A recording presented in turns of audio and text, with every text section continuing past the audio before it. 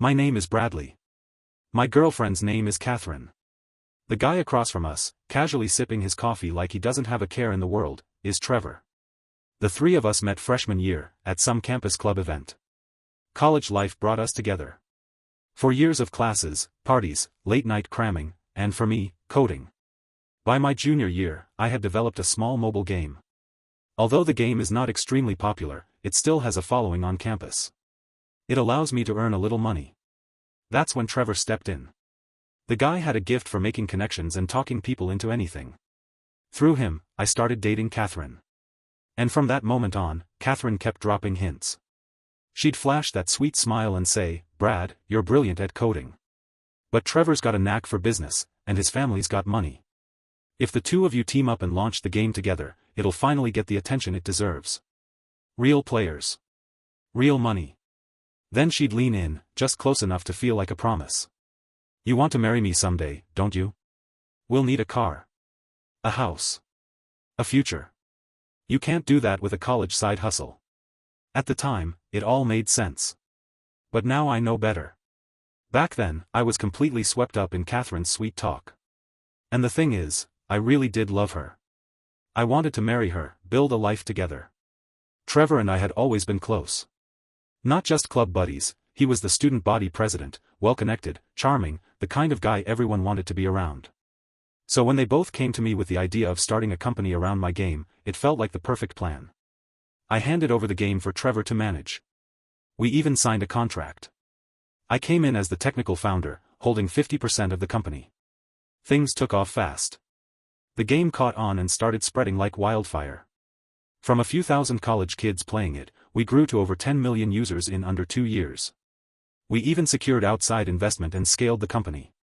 And all of it, every deal, every pitch, every investor handshake, was handled by Trevor. I stayed in the background, buried in code, upgrading features and fixing bugs. I never paid attention to the business side, because I trusted him. I trusted them. So when they put contracts in front of me, I signed them. Catherine would sit beside me, arms wrapped around mine, whispering sweet encouragements. Trevor would smile, papers in hand, always talking about growth and vision. What I didn't realize then was that hidden in that stack of documents was the one that ruined me, an agreement that transferred my shares to the company, voluntarily.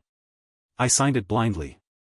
Catherine had rushed me, sweet as honey, telling me it was just standard paperwork. That one signature was the beginning of the end. They gutted me. Left me with debt, disgrace, and no way out. Finally, I jumped down from the building. But not this time. Now, the three of us are sitting at the cafe below the company office, the scene eerily familiar. Catherine leans into Trevor with a giggle. "Trevor, none of this would have happened without you. You've been amazing for the company." Trevor laughs, flashing his practiced grin. "Catherine, come on, it's all thanks to your brilliant boyfriend Bradley." Then he turns to me, dropping a thick folder of documents on the table. "Hey Bradley, I've got a few more papers that need your signature. We're gearing up for an IPO. Once we go public, our net worth will multiply overnight." Catherine wraps herself tighter around my arm, voice sugary and coy. "Come on, babe, just sign it so we can go relax afterward." I stare at the folder. Right there, near the bottom, is that document again, the one that gives away everything I built. Last time, I signed it. But this time? I won't sign again. I glanced over at Trevor. His smile was wide and easy, like always. He was confident, cocky, even. He knew I was a tech guy through and through, the type who couldn't care less about legal fine print or financial statements. And he wasn't wrong. Back then, I was buried in development, working late nights, pushing code, debugging, optimizing, doing everything I could to give our players the best experience possible. I'd often be so exhausted that when Trevor handed me a thick stack of papers, I didn't even want to look. Sometimes I'd joke, "Just sign it for me, man. I trust you."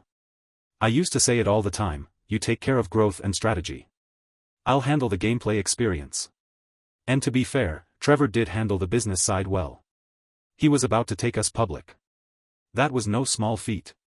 Maybe I hesitated too long this time, maybe I didn't grab the pen fast enough. Catherine shot me a look and nudged my arm. "Bradley, can you move a little faster?" She was reapplying her lipstick in the reflection of her phone, not even looking at me. Trevor raised an eyebrow. "Something wrong, man?" he asked, his tone still casual but laced with curiosity. I leaned back in my chair, pretending to be worn out. No, nothing's wrong. I'm just feeling kind of wiped out. Let's go over this tomorrow. He took a sip of coffee, setting the mug down with a soft clink. Come on, it's just one document. Won't take long. We've got the IPO coming up, and the legal team needs everything in order. Better to get ahead of it before things get messy. I stood up, stretched, and sighed. No hurry. Let's finish it tomorrow. My head hurts. I need to take a rest. I walked out of the cafe without looking back. But behind me, I could hear the quick tap of heels. Catherine caught up a few steps later, her voice laced with concern. Brad, are you okay? Do you need to go to the hospital? I glanced at her. Heavy makeup, flawless hair, she looked more like she was heading to a gala than checking in on her boyfriend. Still, her tone was sweet, almost believable. Almost. Nah, I said, just need to sleep it off. I'll take you home, she offered. I waved her off. I've got it. Don't worry about me. I told Catherine she and Trevor should go out, hit a bar, blow off some steam. After all, things had been intense lately, she deserved a break. At least, that's what I said. Last time around, I was naive. I truly believed the three of us were solid. That Catherine and Trevor had nothing going on behind my back. I mean, they'd known each other almost as long as I had. They were my closest people. Why would I question it? Turns out, I should have questioned everything. They'd been sneaking around since college. While I was pulling all-nighters coding in the dorm, they were messing around in secret. Years of lies. Right under my nose. And me? I kept working. Built something great. Put my heart and soul into that game, only to have it stolen, my name erased, and my future shattered. They pinned legal charges on me, destroyed my reputation, and when it all came crashing down, I jumped down from the building. But not this time. This time, I'm the one setting the stage. So I smiled and told her, you two go have fun tonight. Seriously, enjoy yourselves. I'm heading home to rest anyway. Catherine didn't even hesitate. Alright, babe. I'll go out with Trevor for a little while. I'll be home early. If you need anything, just call me, okay? Sure, I said with a nod. She looked stunning, tight black dress, heels clicking confidently across the pavement. A little too eager as she slid into Trevor's bright red Ferrari. This is a red Ferrari that I bought with the money I earned from the game I made. The engine roared to life, a low, smug growl. And just like that, they were gone, racing down the boulevard, wind in their hair and betrayal in their hearts. I watched them disappear, a slow smile creeping across my face. Perfect. I walked to my car, an understated Audi A4 parked on the curb, and drove off in the opposite direction. Home was a luxury condo by the river, the kind of place people wrote articles about. When I bought it, it cost just under $10 million. Back then, I was still trying to prove my love to Catherine, still convinced we were forever. So, like an idiot, I put everything in her name. Now, on paper, I look like a guy living the high life. Reality? I've got nothing left. Of course, I am not without bargaining chips. My chips are the game in my hand. This time, I will make these two bitches pay a huge price. The first thing I did when I got home was back up the upgrade data for the game, my most recent work, the stuff I'd quietly been refining for months. It was everything: performance boosts, new levels, server optimizations, features that would have propelled the game into its next phase. Once I secured that on an encrypted drive, I wiped nearly everything else from my laptop. What did I leave behind? I hope they find the files I carefully selected. Enough to look real. Just enough to distract them. I worked well into the night, every keystroke pushing me one step closer to payback. Sometime around 2, maybe 3 in the morning, I heard the front door creak open. Catherine was back. I shut the laptop and stepped out of the office. She staggered in, heels clacking against the hardwood floor. The smell of alcohol clung to her like cheap perfume, and her eyes were glassy.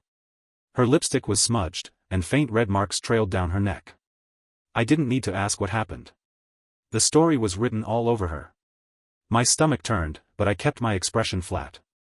I buried the anger deep. Because this time, I needed patience more than pride. I had always been good to Catherine. I never once betrayed her, never gave her a reason to doubt me. She talked me into going into business with Trevor, her idea. Said he was the key to growing the game, that we needed someone like him. I trusted her. I believed her. And when money started coming in, I handed it over. All of it. Bought her the car she wanted. The penthouse she loved. Signed it all under her name. She now owned multiple homes. Drove luxury cars. Wore designer clothes. And me? I had one thing to my name, my Audi A4. I didn't mind, back then. I wasn't materialistic. I was obsessed with code, with creation. That was my joy. That was enough. But now? Now I see things clearly. At the company, Trevor had slowly consolidated power. I was the guy behind the scenes, the genius developer, only close to a handful of people in the gaming department. The rest of the company? All under Trevor's thumb. He made sure of that. Not long ago, I even met with Catherine's parents to talk about marriage. At the time, I thought they were kind, reasonable people. They kept saying things like, "What matters most is that you and Catherine are happy." They acted warm, supportive, like the kind of in-laws anyone would be lucky to have. What a joke. Turns out, they knew about Catherine and Trevor the entire time. They didn't just turn a blind eye, they actively helped them cover it up. Love? Family? Integrity? Nothing but a polished lie. When Catherine finally came through the door, I kept my voice even. "You're back. How was it?" For just a moment, her eyes flickered, nervous, almost startled. She wasn't ready for the confrontation. Maybe she hadn't cleaned up her little war zone just yet. "It was fine," she said, her tone a little too fast. "Didn't you say you weren't feeling well? Why are you still up?" "I'm used to staying up late," I replied smoothly. "Comes with the job." She hesitated. "How are you feeling now?" "I'm good." A beat passed. Then she shifted gears. "I'm gonna go shower real quick. We can talk after, okay?" I gave her a nod. She walked past me, still in her tight skirt and high heels. I noticed the tear in her stockings, ripped clean down the back. She must have thought I wouldn't notice. Did she really think I was that blind? That careless? Judging by the state of her clothes, things with Trevor had gotten heated. 15 minutes later, she reappeared, wrapped in a towel, her hair damp and her skin flushed from the steam. She offered me a gentle smile. "Bradley, you've been cooped up lately. You should get out, blow off some steam. It's good for stress." "I've been thinking about the IPO," I said. "Trying to get a few things in order before the launch." At that, her face lit up with faux understanding. "True. Trevor's been working so hard to make it happen." She said it with a look of admiration. Like she was proud of him. Like I didn't exist. Then, almost as if it were nothing, she added, "By the way, about those papers Trevor gave you, if you're too busy or just not up for signing them, we could do a power of attorney. I can sign on your behalf. It'll save time." She smiled as she said it, like she was doing me a favor. I returned the smile, just as calm. "No need for that. You can just sign for me. You're already my fiancé, aren't you?" As soon as I said it, Catherine pushed back, her tone sharp but coated in concern. "That's not gonna work," she said. "Even if I'm your fiancé, we're not married yet. This kind of thing is serious, Bradley. Legally binding. Just let me draft a power of attorney form. You can sign it tonight, and I'll take care of the rest at the office tomorrow." She was getting nervous now. I could see it in the way she talked faster than usual, eyes flicking toward the bedroom, like she wanted to escape the conversation altogether. I kept my voice calm. "It's late. Let's handle it tomorrow at the office." Then I stood up and stepped toward her, trying to wrap my arm around her waist. She flinched, subtle, but there. Her eyes met mine, and she gave a hesitant nod.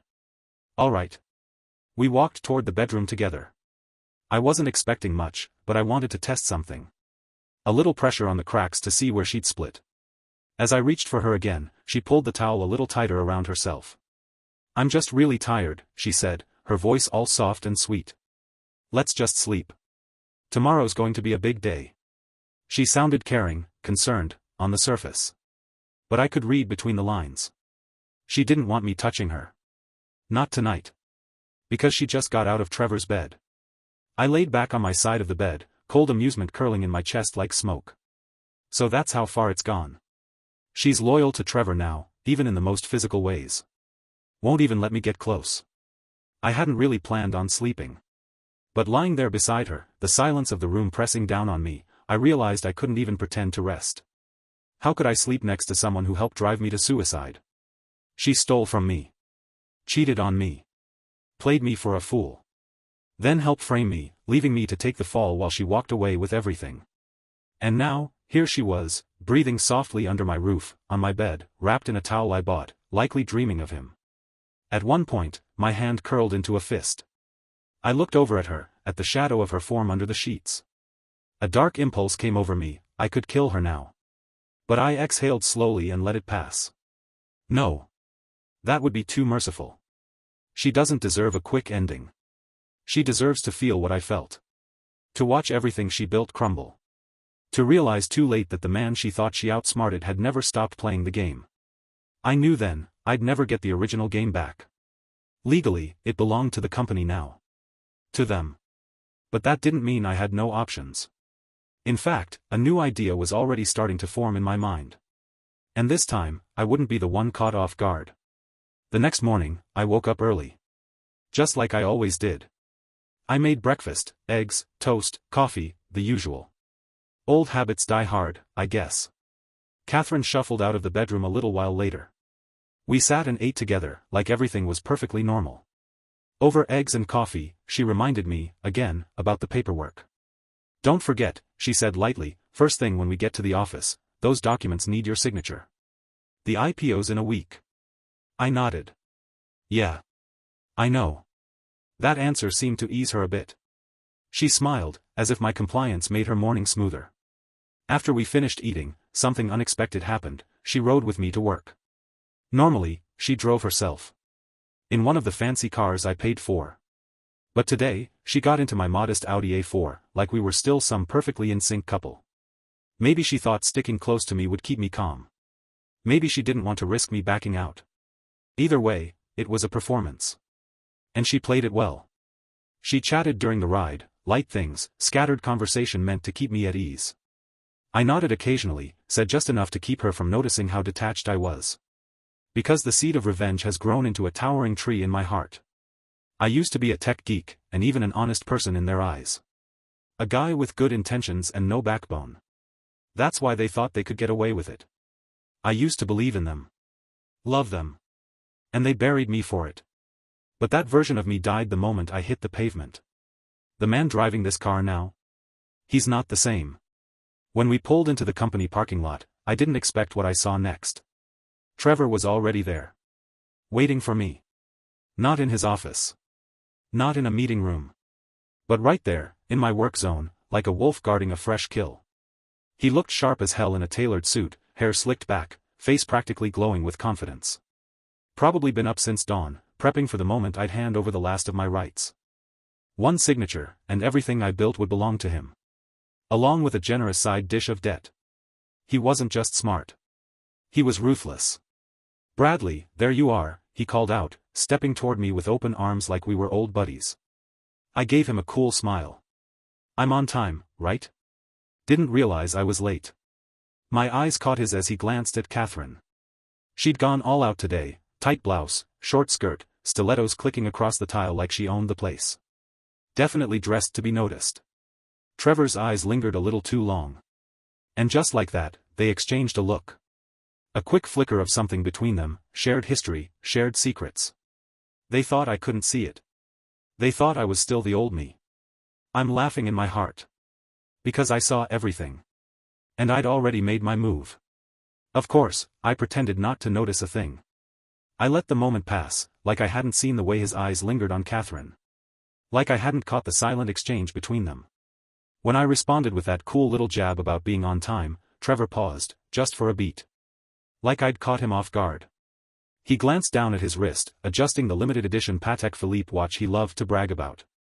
Supposedly, it cost him a cool $1 million. Probably paid for with my game. He cleared his throat. Yeah, guess I'm just a little anxious. You know how it is. We've got a lot on our plate with the IPO. Just trying to keep things moving. Catherine chimed in with her usual sweet, polished tone. Bradley, the company's been overwhelming lately. You should cut Trevor some slack, he's been working non-stop. The way they backed each other up, the synchronized rhythm of their little performance, it almost made me laugh. Instead, I just gave them both a blank look, a slow nod. "Let's talk in your office." Trevor's smile returned, quick and shallow. "Yeah, sure." The three of us walked to his office, the crown jewel of the building, spacious, sleek, dripping in status. He'd claimed the best space for himself, naturally. Floor-to-ceiling windows opened up to a breathtaking view of the city skyline. It was the kind of office people worked their whole lives for. And Trevor got it riding the wave of something I built. As soon as we stepped inside, he moved fast, too fast. He walked straight to his desk and grabbed the stack of documents. The same stack he'd been dangling in front of me for days. "Bradley," his voice was hopeful, "time is of the essence. We need to get this done quickly. You know how tight these deadlines are." I looked down at the papers without touching them. Then I reached into my bag and pulled out a crisp envelope, sliding it across the table. "I've actually been thinking," I said, tone calm and clear. "I'm planning to exit the company. Here's a share transfer agreement I've prepared." The words landed like a grenade. Both of them froze. Catherine's face paled. Trevor's eyes went wide, his jaw tightening as he stared at the envelope like it might explode. They looked at me, utter disbelief in their eyes. And I just stood there, perfectly still. "Bradley, are you serious right now?" Trevor's voice spiked, a hint of panic slipping through his polished facade. "You're pulling out now? You do realize we're about to go public? This could tank the entire IPO." Catherine jumped in right behind him, voice sharp. "Why didn't you talk to me about this first?" "Bradley, I'm telling you, I don't agree with this at all." There it was, the panic. They weren't worried about me. They were worried about their payday slipping through their fingers. Catherine must have realized her tone was a bit too harsh, because she quickly softened it, reaching for that sweet, coaxing version of herself. "Bradley, come on, you can't make impulsive decisions like this. This isn't a college project, we're running a real company now." As she spoke, I caught her tossing a quick glance at Trevor, an unspoken cue. And just like that, Trevor picked up his part of the act. "She's right," he said, stepping closer with an easy smile that didn't reach his eyes. "You and Catherine are about to get married, man. Now's not the time to rock the boat. Once the IPO goes through, the dividends alone will set you up for life. You and Catherine could be living in luxury, never worrying about money again. Doesn't that sound good?" They were trying everything, logic, guilt, promises of comfort. But none of it touched me. I was done falling for dreams dressed up as loyalty. Trevor leaned in, placing a hand on the stack of papers. "Look, even if you're set on leaving, can't you at least sign these first? Just formalities, then we can talk about how to handle your exit." "Yeah," Catherine added quickly. "Let's get this out of the way. These documents are urgent. We'll sort out the rest after. One step at a time, okay?" Their voices were smooth, but their eyes were frantic. I could almost hear the gears spinning behind their practiced words. They were scrambling, trying to keep control. I watched them calmly. So this is what panic looks like in designer shoes and a tailored suit. For a moment, I thought about tearing the papers open right there, exposing them line by line. Watching their carefully built lies collapse in real time. But I didn't. I had something better in mind. So I smiled politely, letting the tension hang in the air like smoke. There was no point in blowing it all up right now. Even if I tore those contracts to pieces, even if I exposed them here and now, they'd still walk away with a fortune. Still live the high life. Still sleep soundly in silk sheets while I sat with the wreckage. No. That would be far too easy for them. So instead, I exhaled slowly and spoke with quiet resignation. "Trevor. Catherine. The truth is, I've been thinking about this for a while." Their expressions tensed again. "I went to the doctor last week. Full workup. The results weren't great. He said my body's burned out, completely depleted. If I don't take a step back now, I might not even live long enough to enjoy any of this." I let the words sink in, delivered just right. Calm. Rational. Not too dramatic. Just believable enough. Trevor jumped in quickly, his tone firm but laced with urgency. "Bradley, you don't need to step down. Just sign the papers and take some time off. I'll personally approve an extended leave. You've earned it." Catherine leaned in beside him, eyes wide with practiced concern. "He's right. Don't make an emotional decision, Bradley. Think about us. About our future. Sign the documents. Then go rest. You'll feel better, I promise. Their voices were smooth as silk, still dripping with poison underneath. I studied them both for a long beat. Then I said, Trevor, why don't you take a look at the agreement I gave you? Trevor blinked, caught off guard again. He picked up the envelope I'd handed him earlier and started flipping through it. The panic on his face began to fade. Replaced by something else. Confusion. Catherine noticed too. What is it? She asked, her voice tight with curiosity. Trevor looked up slowly. Bradley, are you saying you want to sell your shares for just $100 million? And the rest, you're transferring to Catherine? I nodded. That's right. Let her represent me in the company moving forward.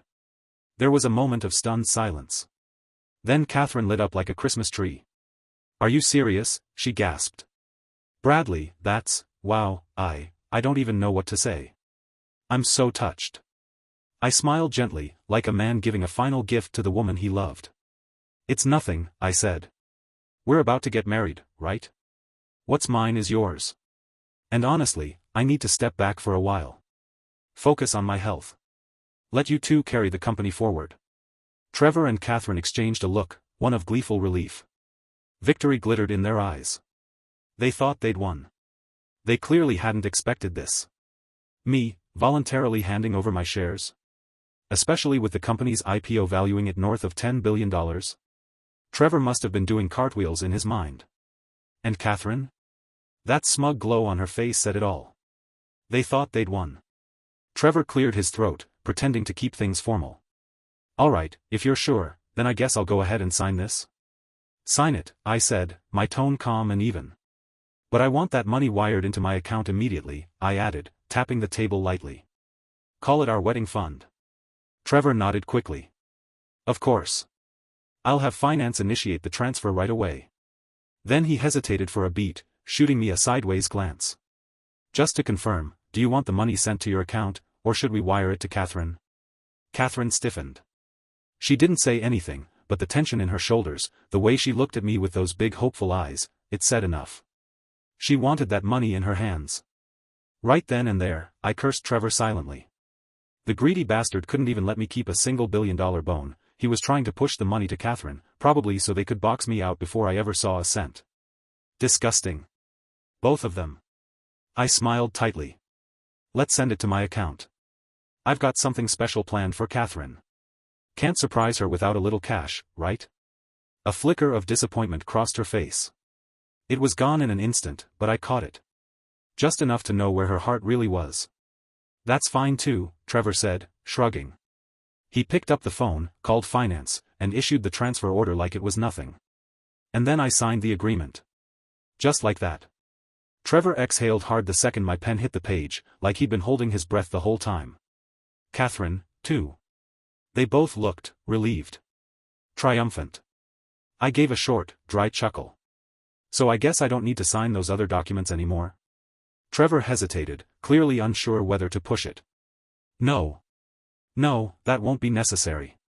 Good, I said, standing. Well, I'll get out of your hair. Catherine, if anything comes up, just give me a call.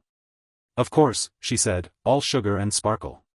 As I walked out of that office, I could feel the smug energy radiating off them. They thought I was a fool. That I'd lost my mind. That I'd just handed over the golden goose for scraps. They were probably celebrating already, picturing themselves as the new power couple of Silicon Valley, running my company with my money. But they didn't understand one simple truth. If you want to destroy someone, first you make them believe they've won. Right now, they were giddy with victory. They thought I'd been played. They had no idea they were already standing in the trap I built for them. This was just the first move. And soon, they'd be on their knees, begging, sobbing, pleading for mercy. And I'd be there, smiling. I headed home, packed a few things into a suitcase, just the essentials. The apartment felt like a museum to my former life.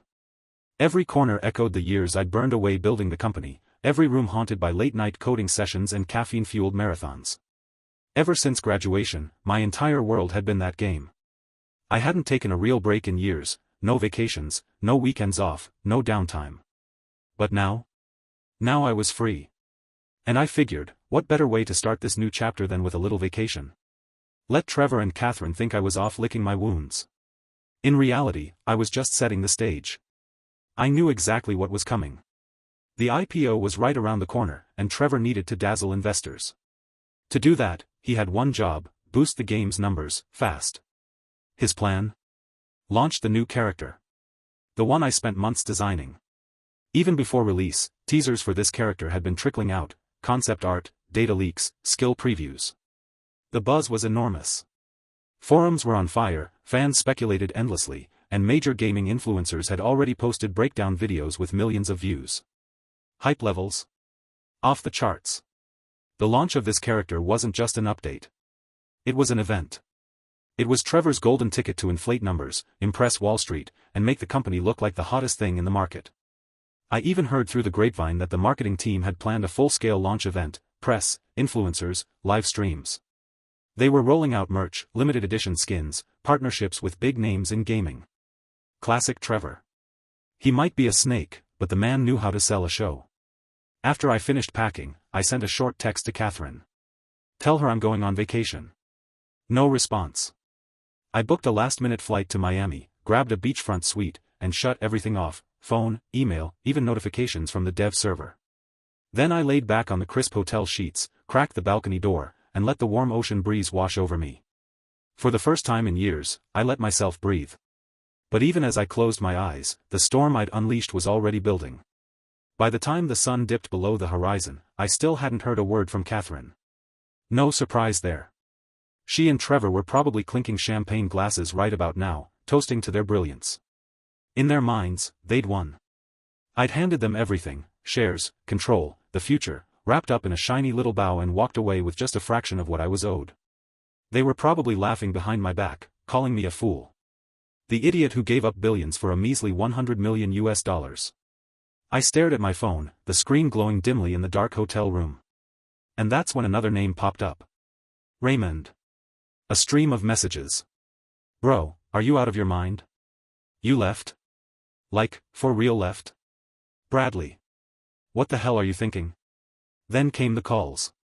I didn't answer any of them. Raymond wasn't just some casual friend. He was one of the earliest fans of my game, back when it was just a rough little beta being tested by a few hundred people on campus.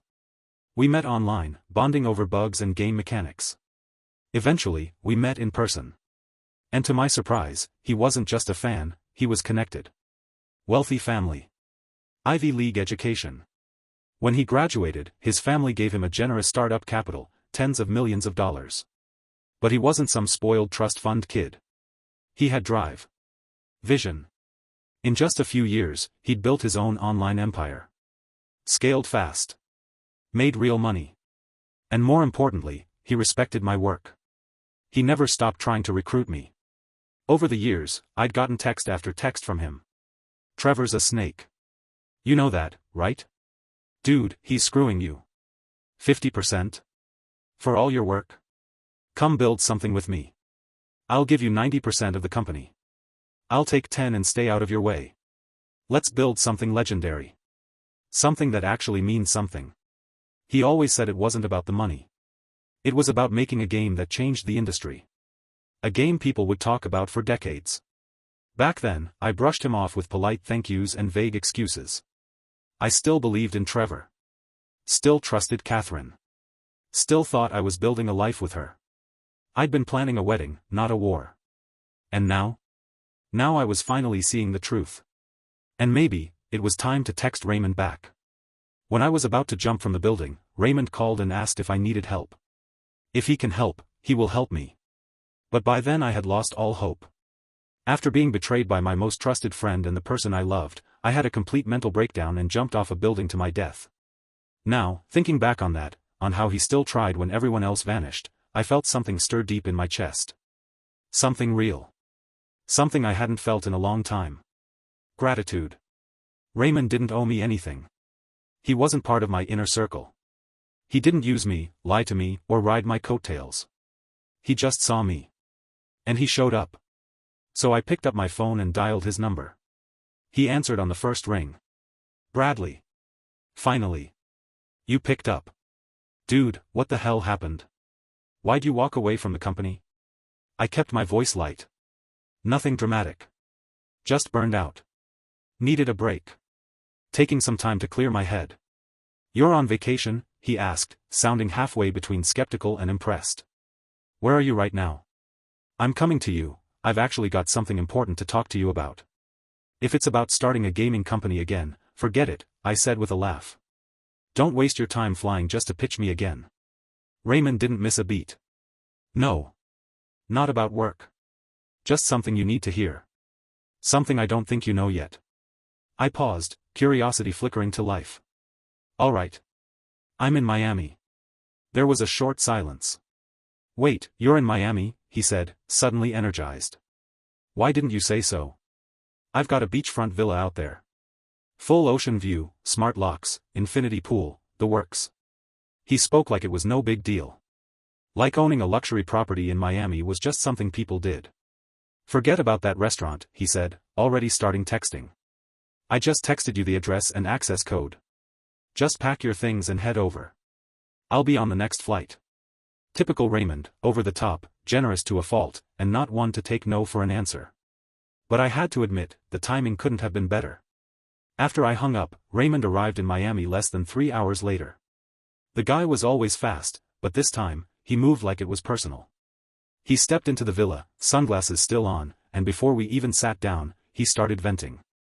"Bradley, man, Trevor's a piece of work," he said, tossing his bag on a lounger. "Booting you out like that? I swear, I've never met anyone so shameless. Listen, here's the deal, I'm putting up $1 billion. You call the shots. We do it like we always talked about, 90% to you, I'll keep 10, and we build something real." I gave him a look. Just one. He stopped mid-sentence, rubbed the back of his neck, and grinned sheepishly. Right. Right. I know. Not here for that. Sorry, was rushing, still in pitch mode. No work talk. Not unless you bring it up. I smirked. Thanks, Raymond. Really. But you don't have to babysit me. He waved me off. Come on, man. You're in Miami now. Whatever you want to do, drink, party, jet ski with models, I'm in. We ended up by the pool, just the two of us, with a bottle of bourbon between us and the ocean breeze drifting in from across the bay. Raymond scrolled through his phone lazily, then suddenly frowned. Dude, look at this crap. He handed me his phone. Trevor's face was on the screen, grinning smugly in a video interview. We've restructured our core development team, he was saying. The old creative direction just wasn't aligned with the company's future anymore. Our new team brings fresh energy and innovation to take us into the next generation of gameplay. I stared at the screen as Raymond muttered, basically calling you dead weight. I scrolled down. The comments were a dumpster fire. Finally. The old devs were dragging the game down. No wonder the art styles sucked lately, makes sense now. This is the best move the company has made. If the old doesn't change, the new won't come. Not a single kind word. All perfectly placed. Suspiciously uniform. The kind of fake buzz you recognize when you've been in the industry long enough. Paid trolls, I said, setting the phone down. Obviously, Raymond growled. He forces you out, steals your work, then has the audacity to run a PR smear campaign against you? Just to make himself look clean for the IPO? He stood up, pacing. Screw that guy. I swear, I'm going to his office tomorrow. I'll make such a scene the SEC will think twice about letting them list. I leaned back, sipped my drink, and smiled faintly. Let him talk. Raymond turned to me, confused. You're okay with this? It's just noise, I said calmly. Words don't cost me anything. He stared at me, still seething. You've changed. Yeah, I said, eyes fixed on the horizon. I have. But what I didn't say was this. Let Trevor run his mouth. Let him celebrate early. Because tomorrow, when everything collapses, I want him to remember the taste of victory. Before I take it all away. Raymond looked over at me and shook his head. You've got the patience of a saint, Bradley. I took a slow sip of bourbon, letting the burn slide down my throat. I didn't respond. Instead, I set the glass down and stood. It's getting late. I'm heading to bed. All right, he said, watching me with a mixture of concern and curiosity. Get some rest. Back in the guest bedroom, I lay down, the ocean breeze slipping in through the open window. That's when the messages started coming in. My old co-workers, some from the dev team, others from QA or product, reaching out with the same underlying question, what the hell just happened? One message read. You just left and already there's a new team taking over. Everything's different. They're pushing us out. Another. They're sidelining everyone. It's like they want us to quit. And then there were the offers. Bradley, if you're going somewhere new, I'm in. Just say the word. I scrolled through them, half amused. I didn't trust any of it. Some might be genuine. Others? Very possibly plants from Trevor, testing the waters, trying to see if I was planning a coup. Classic move. I typed one simple reply and copy-pasted it to everyone. Focus on your work. Don't get distracted. Everything's fine. Then I muted the group chat, turned my phone face down, and let sleep take me. It was the best rest I'd had in years. No regrets. No doubt. Just silence. Until the banging started. Bradley. Open up. Raymond's voice shouted from the hallway. It's happening, get up. Something's going down. I sat up fast, heart thudding from the sudden wake-up. I stumbled to the door, still half groggy, and yanked it open. Raymond was standing there, breathless, holding a tablet in one hand. He shoved it toward me. The launch event. It just went live. You need to see this. I took the tablet. The press conference was conducted in the form of live broadcast. On the screen, front and center, sat Trevor. Dressed in a sharp-tailored suit, slicked back hair gleaming under the stage lights, he looked every bit the star of the show. To his left, Catherine. She wore a fitted pencil dress and subtle makeup, professional, poised, and playing the role of the company's perfect partner in crime. Her smile was polite, her posture composed, but every so often, she exchanged those unmistakable glances with Trevor. Like they thought no one could see the tension humming between them. The camera panned as a reporter stood. Mr. Trevor, today marks the pre-launch press conference for your company's game update and the debut of a new character. Do you have anything you'd like to say to the fans watching? Trevor adjusted his tie, offered a charismatic smile. We're very excited. This upgrade's going to bring players a whole new experience, with some hidden surprises along the way. I promise, it'll be worth the wait. He paused. Our new lead creative director will walk you through the technical details shortly. Then, another reporter stood up, this one with an edge in his voice. We've heard the original game's lead designer is no longer with the company. Is there any story behind that? Maybe something you'd like to clear up? You could feel the air shift in the room. Trevor glanced at Catherine. They shared a look.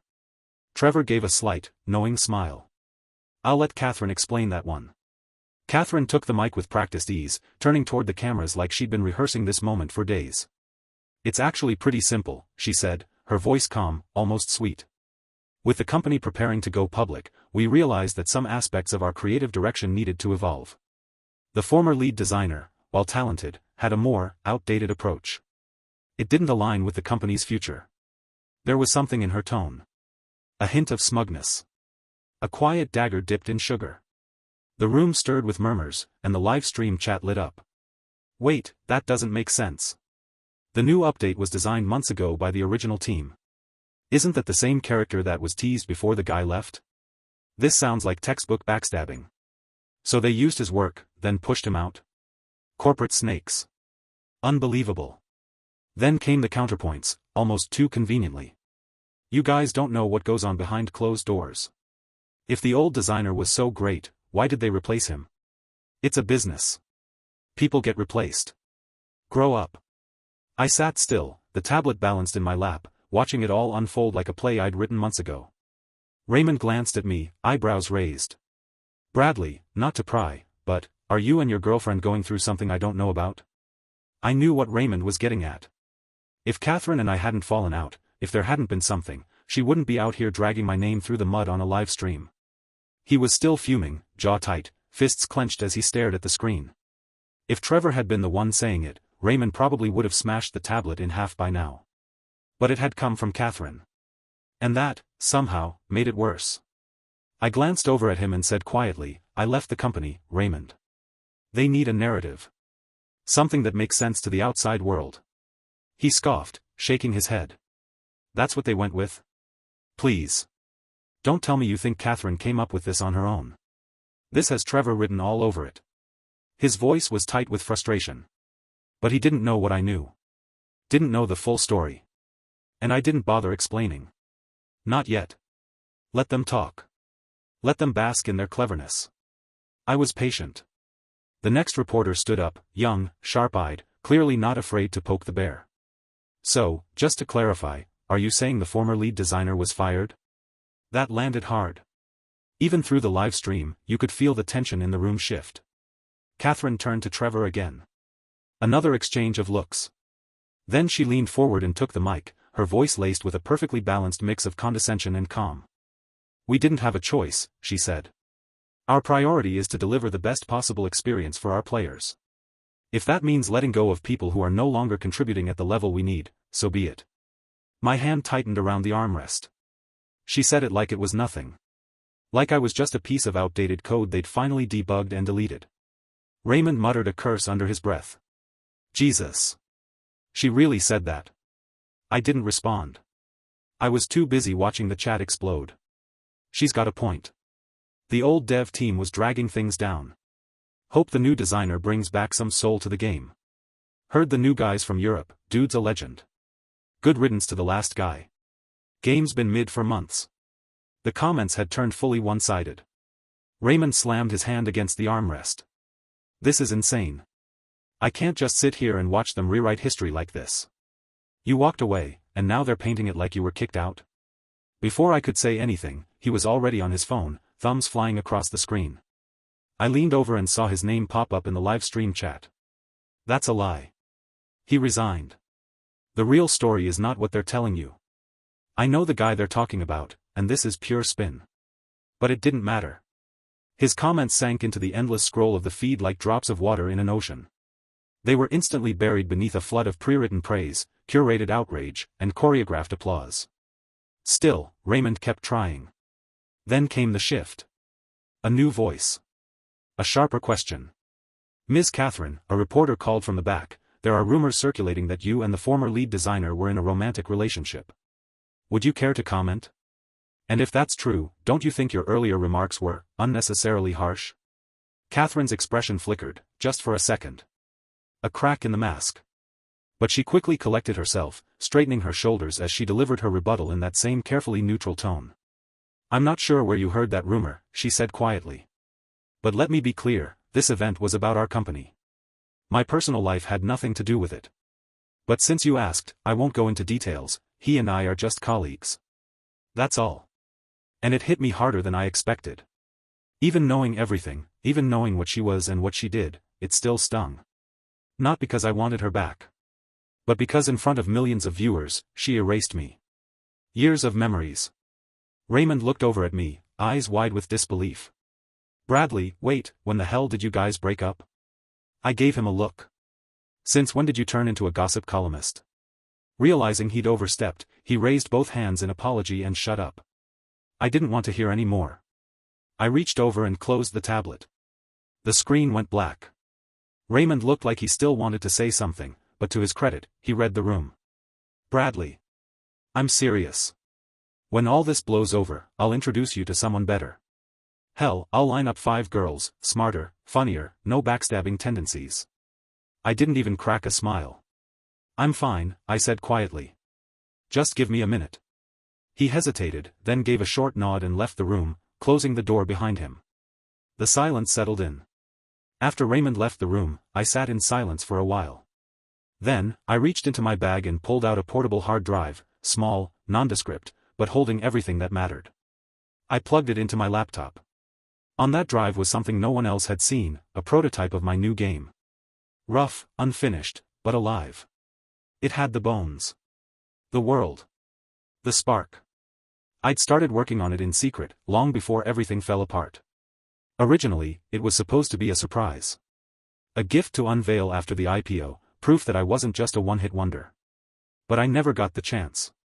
Not long after the press conference ended, my phone rang. It was Catherine calling. I hesitated for a moment and then pressed the answer button.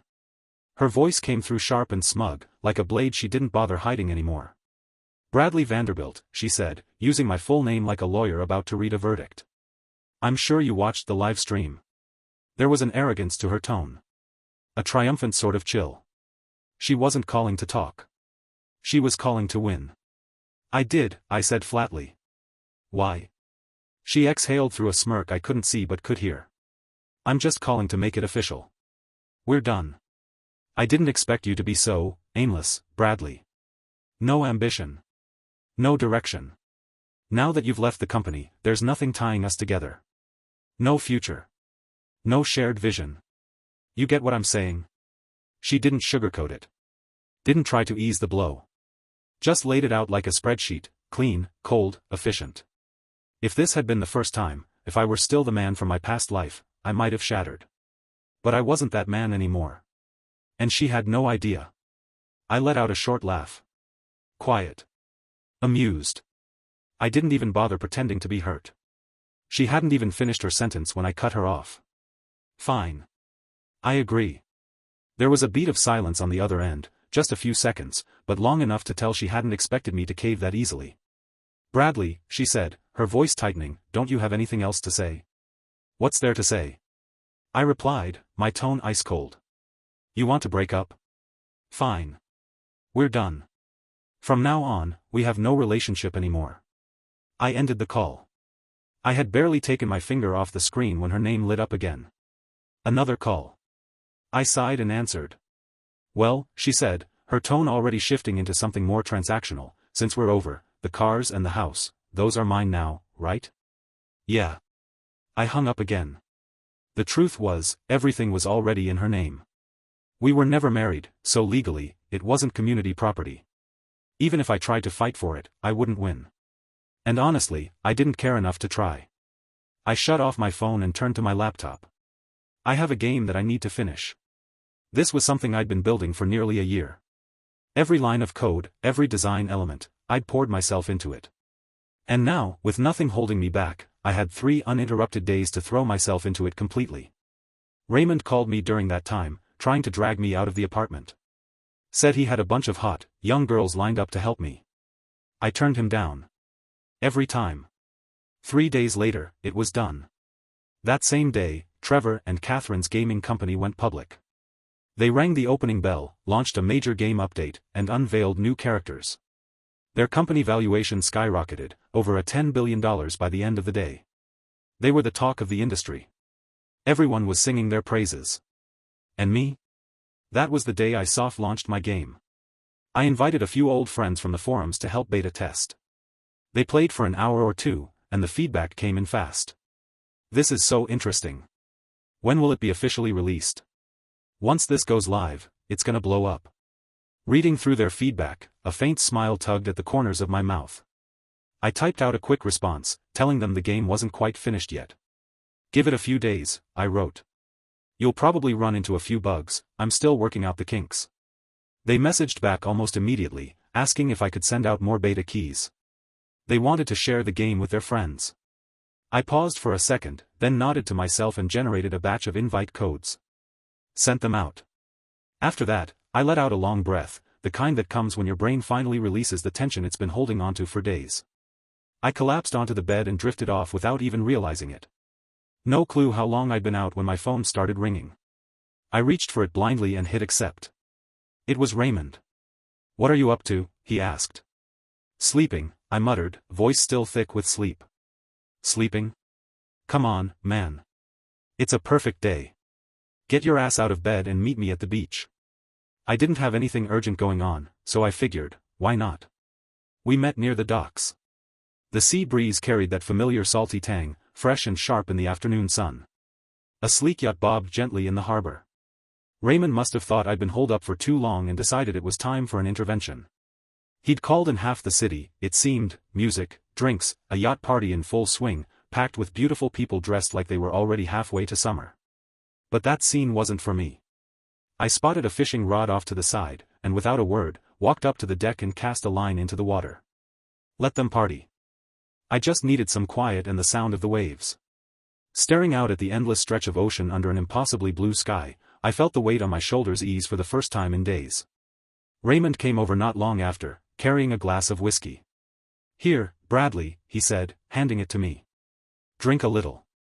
I took the glass, took a slow sip, and smiled.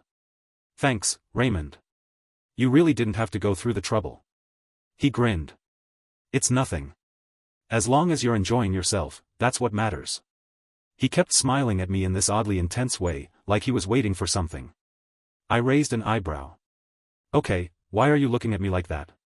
If you're trying to flirt, you're barking up the wrong tree. I'm not into men. Raymond blinked, caught off guard, then rolled his eyes. Screw you. I like women, thank you very much. We laughed, teasing each other like always, when suddenly my fishing rod jerked hard. I jumped up, grabbed it with both hands. The pull from below was strong, whatever had taken the bait was fighting like hell. The line tugged back, nearly slipping from my grip. Raymond stepped forward, ready to help. I've got this, I said quickly. It's a big one. I can feel it. For nearly 10 minutes, it was a battle of pure will. Whatever was on the other end wasn't giving up easily. But neither was I. Then, just when it seemed like we were both at our limit, the tension eased. I yanked the rod up with everything I had, and out of the water burst a massive fish, flopping onto the deck with a wet thud. Raymond yelled. Damn it, Bradley. You caught such a big fish. I looked down at it, still gasping on the deck, and gave a small smile. Didn't say much, just took it in, the salt in the air, the weight of the moment. And then my phone rang. I glanced at the screen. It was Trevor. I didn't pick up. Instead, I opened the game forum for his company. Maybe I already had a bad feeling, because what I saw confirmed it. Is this supposed to be a game? The new release plays like a dead fish. No emotion, zero life. That new skill set? Moves like a geriatric on a walker. You call this an upgrade? Trash. I can't play this anymore. There's no experience, no immersion. Nothing. Post after post, it was all the same. Complaints. Disappointment. Rage. Raymond leaned over my shoulder, curious. It only took a few seconds before he started laughing out loud. Well, damn, he said between chuckles. Serves him right. A faint smile tugged at the corner of my mouth. Right then, Trevor's name lit up my screen again. I still didn't answer. Raymond glanced at me, his expression turning serious. Bradley, you're not actually thinking of helping them, are you? After everything they did to you? He started rambling beside me, his voice low but intense, listing every betrayal, every slight. I didn't interrupt. I just listened. And honestly, I was touched. Raymond wasn't just venting, he was standing up for me. But there was no need to worry.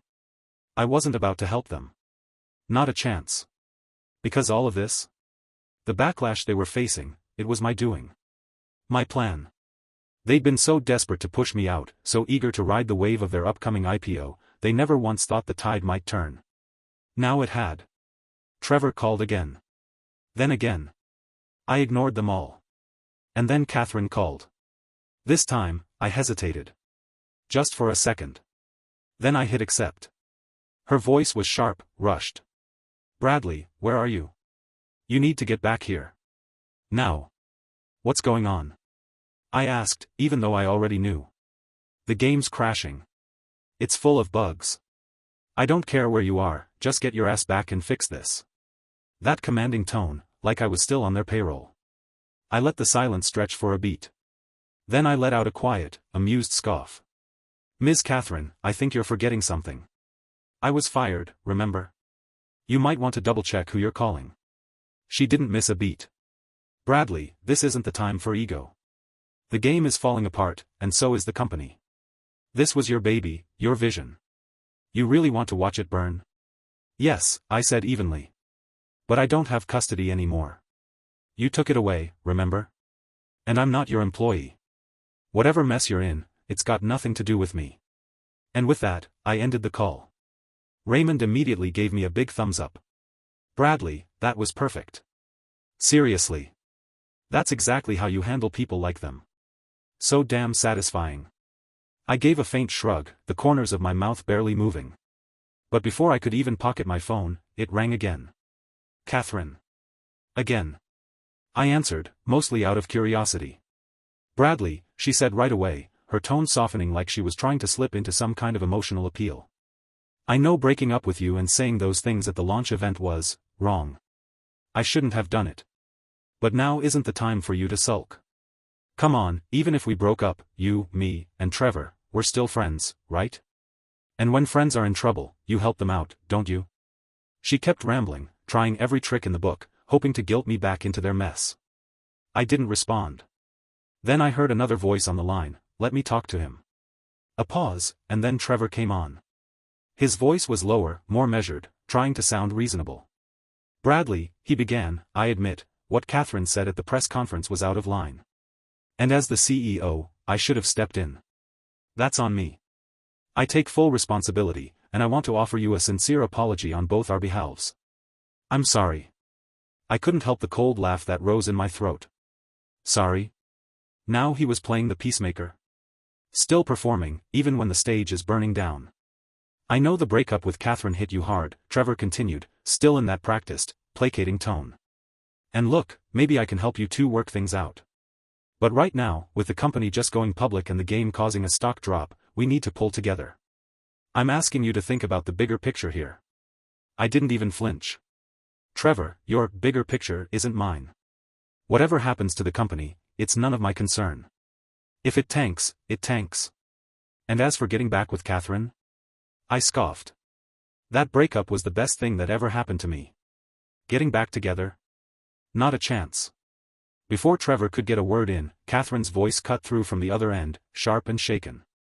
Bradley, what the hell is that supposed to mean? It means exactly what it sounds like, I replied coolly.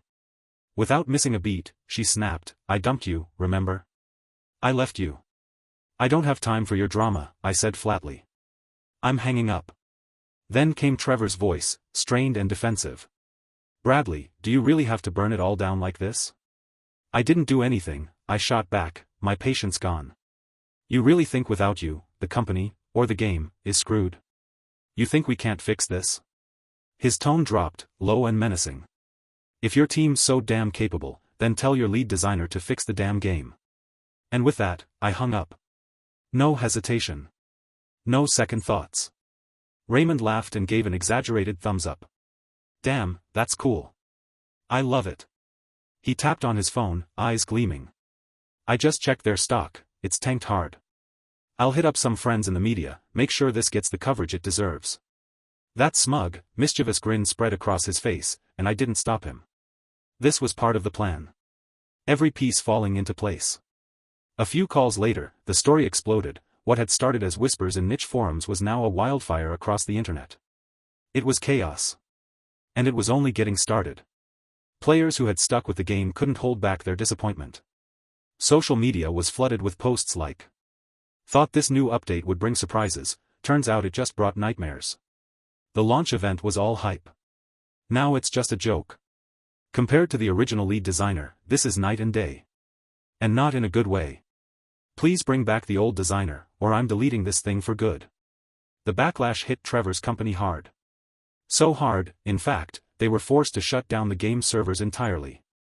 They issued a public statement claiming they were working on fixes, but no one was buying it. That's when I noticed something in the comments section. A new thread had popped up. Have you guys heard about this new game? Still in closed beta, it's very fun, and the gaming experience is 10 times better than this game. Brother, you're being too modest when you say 10 times. 100 times is not an exaggeration. The character details are very accurate and the movements are smooth. It's simply a masterpiece. I think this game will be a big hit once it's released for public testing. I stared at the screen, stunned for a moment. I'd only just released a small batch of beta keys. 2, maybe 300 at most.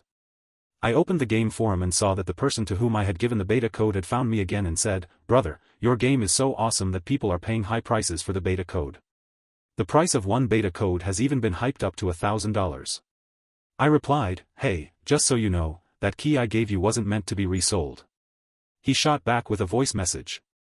His excitement was practically buzzing through the speaker. "Relax, man. I'd never do that. I only gave codes to real gamers. Selling them? Not my style. You better get ready for public launch though. I've been playing all day and barely ran into a single bug. Mark my words, I'm gonna be your first OG player." I couldn't help but smile. "Don't worry," I replied. "You'll be the first to know when it goes public." The name of my game is Boundless. A world I poured everything into, every late night, every ounce of vision and grit. I logged in to check on things. The moment the dashboard loaded, a new email popped up. Simple. Straight to the point. Hello. I'm Trevor, CEO of Great Ocean Game Company. We're very interested in your game and would love to discuss a potential collaboration. I stared at the message for a few seconds, a slow smirk forming on my face. Trevor. Of course. Didn't think he'd come sniffing around this soon. My first instinct was to reject him outright. But then I paused. Instead, I typed back. What do you want to talk about? He didn't make me wait. A reply came almost instantly. We're Great Ocean Game Company, you've heard of us, I'm sure. We're a major player in the industry. We are willing to acquire your game, and the price is very generous. With our backing, Boundless could go global. Millions of players. You built this thing, don't you want to see it reach the world? Same old Trevor. Still playing the same manipulative game. I replied with just one sentence. I'll consider it. And then I left it at that. At the moment, Trevor and the others definitely don't know that this game was made by me. If they knew, I doubt they would have been so polite in reaching out. I closed the laptop and leaned back, letting the weight of the moment settle in. The boat had docked, and Raymond said to me, "Do you want to take that big fish home?" Of course, we worked hard to catch it, I said with a smile. Raymond nodded and said, all right. He then lifted the big fish onto the car, and we drove all the way back home. Raymond asked the housekeeper to cook the fish. Then he turned to me and said, Bradley, have you heard of a game called Boundless? I looked at Raymond, a bit surprised, and said, what about it? It's really popular right now, and it's hard to get a code for it. I've tried to get an internal test code through some connections, but no luck. Is it really that popular? Of course. I heard that the internal test codes have been reselling for as much as $10,000. If we invest in this game, do you think we could make a fortune? Raymond said, his face serious. I told Raymond, I don't have money to invest. You don't have money, I do. And you have the technical skills. If we invest and you join in, this game will definitely improve. If we manage to acquire it, we'll split the shares equally, half for each of us. I looked at him, a little surprised, and said, you really are generous. What's the big deal? Money is just a means. What I value is you. I think you have unlimited potential, Raymond said. Don't you fear that Trevor might already be involved? Compared to him, you're pretty much a novice when it comes to games. You'd never be able to compete with him. You're right about that. So, what should we do? If Trevor gets involved, it will be ruined for sure, Raymond asked me. I shook my head and said, I have no idea. Raymond quickly said, then I'd better think of something fast. I can't let that jerk get ahead of us. With that, Raymond started dialing his phone, busy with his plans. Watching Raymond, I couldn't help but smile, though I didn't say anything. Late at night, I opened the game and saw that Trevor had sent a message. He said, I respect this game a lot. If Boundless were to be managed by our company, it would definitely reach its full potential. And he also told me that if they acquired this game, the entire game would still be under my responsibility. He gave me complete control, respecting the game, respecting the technology, and respecting me. Such pompous words were truly laughable. Utterly laughable. Mr. Trevor, what you said really touched me, I replied. Then I closed my computer. The next day, Great Ocean Game Company held a press conference and announced 3 major things. The first was that most of the game bugs had been fixed. The second was that they had found a new investor, and a significant amount of capital would be injected to make the game better. The third was that a new game had appeared on the market, and their company was already in talks to acquire it. They should be able to obtain the distribution rights soon. After announcing these 3 things, Great Ocean Games' stock price immediately rose. Out of curiosity, I opened the game forum to see how well the game fixes were going. But the forum was still full of complaints, with many saying the new chief designer was terrible and that the game hadn't really been fixed at all. Some interesting comments followed. However, if Great Ocean Game takes over Boundless, it might still work. I've heard from a friend that it's really fun. I know, the action is smooth, and the experience is top-notch. I wonder when the public test will happen. It would be great to get an internal test account. An internal test account? You can forget about it. They're selling for $7,000 or $8,000 each now. Everyone seemed to be lamenting the situation. I registered a secondary account and replied to one of the messages. I said, if you want an internal test code, you can get it from me. I have one. As soon as I sent the message, a group of people started mocking me. They questioned how I could have an internal test code. When I sent the message, I hid my IP address to prevent anyone from tracking me. I replied to some people, saying that I had an internal test code and that they could add me. Though some didn't believe me, others chose to trust me. They added me and messaged me, saying, brother, if you really have the internal test code, I'll consider you my godfather. Of course, but the internal test code I give you will be locked to your IP and computer, meaning only you can use it. If it's resold, it won't work anymore. Godfather, please send it over. I promise I'll use it myself. And so, I sent out dozens of internal test codes. After that, I deactivated the account. Soon, on various game forums, there were posts asking for Boundless internal test codes. By the afternoon, Raymond came to me looking downcast and said, Bradley, it's over. Seeing him like this, I asked, what's over? What happened? Raymond told me, right now, Trevor and the others are having a celebration dinner. Did you know? They've already contacted Boundless and secured a $1 billion investment. But this investment seems to be a performance-based contract, 20% profit in the first year, and double that in the next 2 years. If they get this game, they'll definitely be able to meet the targets. Those bastards. How did they get so lucky? Raymond sighed. I said to Raymond, don't rush, let's wait and see. Not rushing. This matter is practically a done deal. The developers of Boundless didn't even bother to open their eyes and actually decided to partner with Great Ocean Game Company. Did you spend the whole day and still not get an internal test code? No, it's hard to get. I just got the news that they released dozens of codes in the afternoon. I was about to buy one, but then I found out they're locked to individual IPs and computers. Buying them wouldn't work, Raymond said. Seeing Raymond looking so dejected, I couldn't help but smile and said, Raymond, you really want to operate this game? Of course. Even if I don't want to be the agent, at least don't let Great Ocean Game Company be the agent. What kind of person is Trevor? He's wasting a great game. Raymond said, obviously frustrated. I said to Raymond, I have an internal test code, do you want one? Of course. I want one. Raymond's eyes widened, staring at me in disbelief. Really? Bradley? Yeah, I'll give it to you, I said, and immediately sent Raymond the internal test code. Raymond received my message and looked at me with a confused expression, still seeming to doubt me. Is this really real? Bradley? I rolled my eyes at Raymond and said, it's just an internal test code. Whatever you want, I have it. Stop bragging, I'll check if it's real first, Raymond said, excited, and ran to the esports room. He quickly downloaded the game and started playing. The moment he entered the test code, he successfully logged into the game. Raymond excitedly shouted, Bradley, is this code for real? Where did you get it? I said to Raymond, Raymond, didn't I tell you earlier? I have as many internal test codes as you want. Raymond seemed to not fully register my words, staring at me with a shocked expression. What did you just say? Bradley?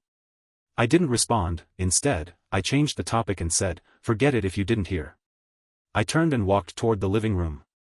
A few seconds later, Raymond quickly caught up with me and said, Bradley, I didn't mishear, you said you have as many internal test codes as we want, right? Yeah, that's right. Do you know the developers of Boundless?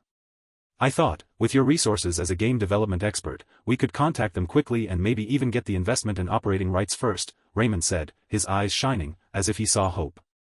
I do know some developers. I was just about to continue when my phone suddenly rang. I looked at the caller ID and saw it was Catherine calling. I wasn't in the mood to answer, so I almost hung up, but Catherine called again 3 or 4 times in a row. Reluctantly, I pressed the answer button and Catherine's voice came from the other end, Bradley, did you see the news today? Let me tell you, don't think you're so important. Great Ocean Game is doing better without you, and will soon be acquiring a new game. Our development will only get better from here, it must be killing you. Catherine's voice had a hint of arrogance. I listened and replied calmly, well, congratulations then. You should congratulate me, because I'm already with Trevor now.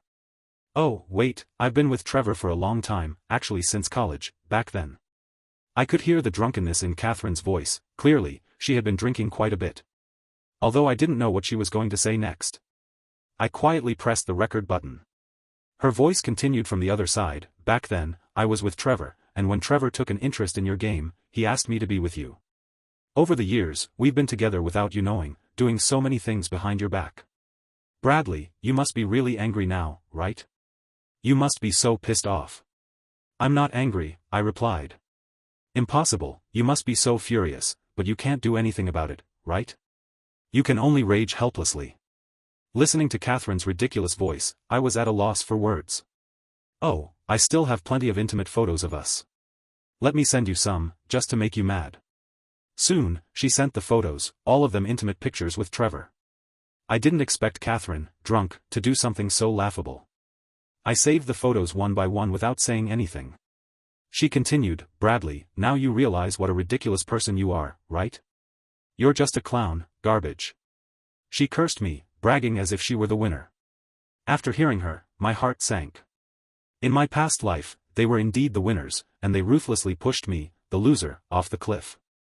But this life, I wouldn't let the mistakes of the past repeat. Is that all? I asked. Yeah, that's all. It feels so good. Bradley, let me tell you, Trevor and I will always be the elite, while you will forever live in the dark corners. I never liked you, never had any interest in you. Neither did I. I said, and hung up the phone. I walked back from the balcony. Raymond was waiting for me. Seeing his excited look, it seemed like he had a lot to say. I didn't wait for him to speak, I spoke first. Yes, this game is the one I developed. As soon as I said this, Raymond's mouth dropped open in shock, his eyes wide with disbelief as he looked at me. What did you say? I didn't hear you clearly, he asked. Raymond, listen carefully. The game called Boundless is the one I developed. Are you interested in investing? I asked. Raymond almost jumped up, immediately replying, invest? Of course, I'm very interested. Alright, then it's simple.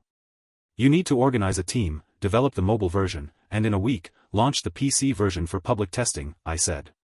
Raymond immediately responded, got it. Everything will follow your arrangements. How much do you need? I'll transfer the money right away. How much do you have?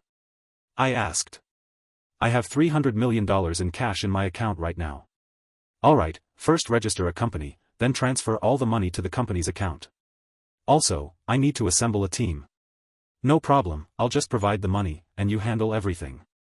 Of course, if you need me to do anything, just tell me.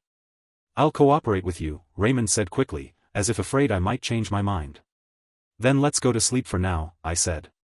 Sleep? Now? How can I sleep with such an important matter at hand? Raymond seemed unsatisfied, still eager to discuss. I ignored him and entered my room, though, to be honest, I couldn't sleep either. I opened the game and found that Trevor had sent me many messages, asking to meet up and so on. I didn't reply, instead, I continued upgrading the game. At the same time, other companies were sending me messages, wanting to contact me to discuss game collaborations. But I politely declined them all. So, I was busy all night. I was about to begin my second step of revenge, and I was going to make this pair of scumbags pay. They wanted to play the betting agreement, right? I was going to steal all their game players. I posted an announcement in the game, saying that the public beta would be launched in a week. The hundreds of players in the game all responded excitedly. Then I'll be an old player. Me too, so excited. A game this good should be played by everyone. Everyone who comes will definitely not be disappointed. When the game's public beta content was released, Trevor sent me a message saying that their Great Ocean Game Company was ready to cooperate with our Boundless public beta at any time. I smirked inside and didn't respond to him. The public beta didn't need him. Even though I hadn't agreed to him, Trevor was shameless, always bundling Boundless in his promotions. It was as if Boundless had become their company's game. But I didn't expose it. The more they bundled it, the higher the players' expectations would get, and when the game flops, it will be all the more disastrous. I had already thought all of this through. Time flies, and Raymond is also very fast. I just secured another $500 million from my family, he told me, practically bouncing with excitement. We're fully funded now. Office space is ready too, right in Miami. Company's registered and everything. We're good to go. I nodded. Impressive. You move quick. Of course I do. I've been up all night for days playing Boundless. Dude, it's unreal. No doubt it's gonna blow up the second it launches. Just then, the TV caught our attention. Trevor's smug face filled the screen, polished and prepped for a news interview. The anchor turned to him. "There are rumors that your company is in deep talks with the developers of Boundless. Can you confirm that?" Trevor smiled like a man who already believed he'd won. "Yes, we've been in close communication. The developer is very interested in working with us. I'd say a formal agreement is just around the corner." Raymond let out a disgusted laugh. "Unbelievable. The nerve of that guy." He looked at me. "Bradley, seriously, how do people like him even sleep at night? Just lying through their teeth like it's nothing." I kept my eyes on the screen and said calmly, "No matter. Go ahead and schedule a press conference. We're moving up the launch." The new team was nearly complete, customer support in place, infrastructure ready. We could pull this off. Raymond blinked. "Wait, this soon? Just like that? You don't want to see him strutting around like that, do you?" I asked. "Or are you telling me you can't find the right people in time?" He grinned. "Bradley, come on. You know me better than that. I've got people. Half a day, and it's done." "Good. By the way, will you go with me then?" I smiled, just a little. "Of course I am." Boundless wasn't just another game. It was everything I'd learned, everything I'd built over the years. The masterpiece born from betrayal. Raymond suddenly lit up. Can you imagine the look on Trevor's face? And Catherine's? When they realize what's happening? I didn't answer. But yeah, I could picture it. And I was looking forward to it. I didn't care what kind of expressions they'd have. All I wanted was for those two backstabbers to finally get what they deserved. At 3 p.m. sharp, the launch event for Boundless began. A tight, 1-hour showcase, focused entirely on the game. No fluff. No corporate nonsense. Just gameplay, features, and passion. The public beta went live immediately afterward. What started as a modest crowd of a few hundred early testers turned into a flood. By nightfall, we had over 1 million players. I hadn't seen that coming. Turns out the hype was real. Gaming influencers jumped on it, streaming live playthroughs, raving about the experience. The mechanics are buttery smooth. Visually stunning. Feels like a world you want to live in. Within a week, we crossed 10 million users. Trevor and Catherine blew up my phone. Dozens of missed calls. Message after message. "What's going on? Why didn't you tell us about this new project? We deserve a conversation, face to face." They were panicking. I didn't reply to a single word. Catherine must have realized I'd seen that photo she sent. The one she never thought would come back to haunt her. Now she was backpedaling, sending me tearful apologies. "I'm so sorry. I messed up. Please, Bradley. Can we talk?" I left her on read. 1 month later, Great Ocean Game Company's stock was in freefall, slashed in half. Word leaked that the company was preparing for massive layoffs. Raymond turned to me one afternoon, a sly grin on his face. "Bradley, you know what? We've had a bunch of applicants from Great Ocean Game Company trying to jump ship and join us. I've rejected every single one of them." I glanced at him. "Raymond, don't be too harsh. If someone's talented and the right fit, we should consider them. No need to shut the door on everyone just because of where they came from." He chuckled. "Yeah. I get it." Then he added, "By the way, give it another month, and the mobile version of Boundless will be ready to drop." A week after the mobile release, we hit another milestone, 10 million players. Fast. The game's valuation? Skyrocketed. We were being talked about in the same breath as the biggest names in the industry. Market analysts were pegging us north of $10 billion. One evening, after wrapping up a long day at the office, I stepped out the building and spotted a car idling by the curb. As I moved closer, 2 figures emerged. Trevor. And Catherine. But they weren't the polished, confident power couple I used to know. They looked hollow. Defeated. Like their world had come crashing down. Catherine, once always perfectly styled, showed up with messy hair and a face that looked like it hadn't seen sleep in days. They stepped up to me. I stopped, arms folded, my face unreadable. "What do you want?" I asked, my voice cold. Without warning, Trevor lifted his hand and slapped himself across the face. Hard. "Bradley," he said, voice trembling. "We were wrong. Everything we did, it was a mistake. Please, give us another chance." Catherine chimed in, her voice cracking, "If you don't help us, we're done. We're going to lose everything. Please," she begged. "For old time's sake, don't finish us off completely. Just leave us one way out." I stared at them, my face like stone. "Have you ever given me a way to survive? Did either of them offer me that when they stabbed me in the back?" In my mind, I laughed bitterly. "I'm sorry," I said, flatly. "In life, you make your own bed. You're not here because of me. You're here because of your own choices." And with that, I walked past them without looking back. I had barely taken a few steps when I heard them rush up behind me. And then, a dull, heavy thud. I turned around. Trevor and Catherine were on their knees. Right there on the sidewalk. Their voices choked, their faces streaked with desperation. They looked pitiful. Utterly broken. But pity has a price. And I remembered all too well the cost. "Sorry," I said coolly, "but your downfall? That's got nothing to do with me." And just like that, the weight in my chest lifted. I felt free. I turned and walked away, leaving them kneeling in the street, swallowed by the wreckage they created. They tried contacting me again after that, multiple times. Showed up at places. Left messages. Letters. I ignored every one of them. About a year later, it all came to an end. Great Ocean Game Company collapsed. The company failed its profit guarantees. The buyout terms imploded.